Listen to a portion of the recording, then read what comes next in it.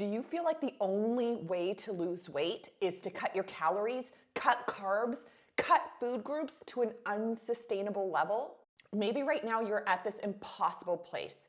Your pants are feeling tight, you don't feel good or feel like yourself, but at the same time, you don't want to do all of the things you think you've got to do in order to lose the weight. This is usually when people come to me and they say, Alicia, I know what to do. I just can't motivate myself to do it. I'm Alicia Jones from Alicia Jones Healthy Living, and since 2006, I've helped transform the health and lives of women over 50 through fitness and weight loss strategies. And I completely understand where the calorie restriction ideas come from.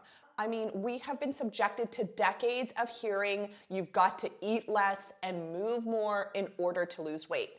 Also, when many of my clients come to me, they say, well, I'm older now, so I know my metabolism slows down and I've got to eat less. That's what I've heard. That's what I've been reading. So it becomes very logical in many people's minds that they've got to cut back on calories, cut back on food groups because they maybe don't even process the food the same way anymore with age, cut back on calories because of their age, and so they create this huge deficit or restriction either in calories or in food groups. It is true, you cannot eat thousands and thousands and thousands of calories and expect to lose weight. You have to have a calorie deficit, but it may not be as much as you think.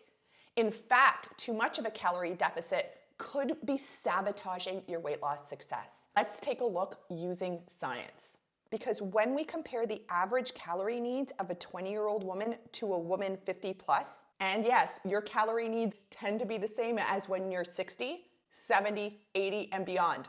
Mind-blowing, eh? On average, you'll see you only need to reduce calories by as little as 200 calories per day. And of course, this is based on how active you are.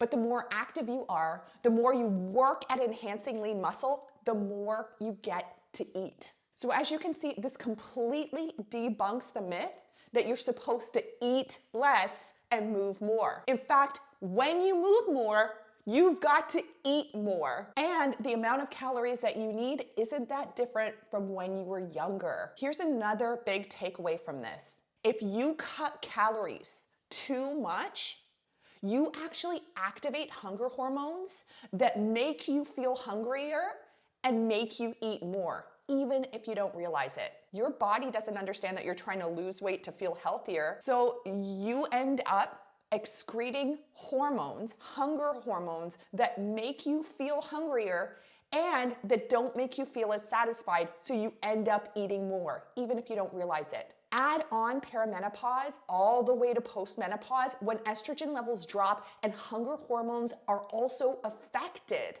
making you once again feel hungry and potentially having you eat more, which means that if you cut calories way too much, you have a double whammy effect on your hormones, both for compensation reasons, trying to keep your body at the same weight, and because of the drops in estrogen. And so having a huge deficit in calories, restricting food groups, this is not going to help you lose weight and keep it off long term. So the big takeaway is you really do get to eat more if you move more, and the calorie deficit that you need to lose weight isn't going to be that much different than it was when you were in your 20s. That is, if you're moving and exercising, working on that lean muscle in order to create that high metabolism fat burning system.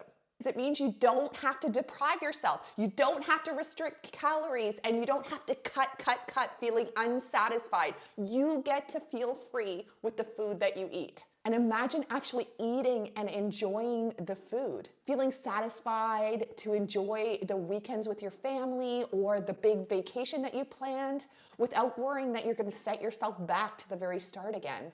But there are specific ways to eat and exercise in order to maximize your fat loss over 50. So you do get to have your cake and eat it too. Get it? If you'd like to learn exactly how to do this, join my free masterclass, the 3-phase food and fitness formula every woman over 50 needs to know in order to increase your strength, melt away the midlife midsection, and achieve optimal health. It does not need to feel hard, and you do not need to feel deprived. The link is in the description. Let's take those actionable steps together. See you there.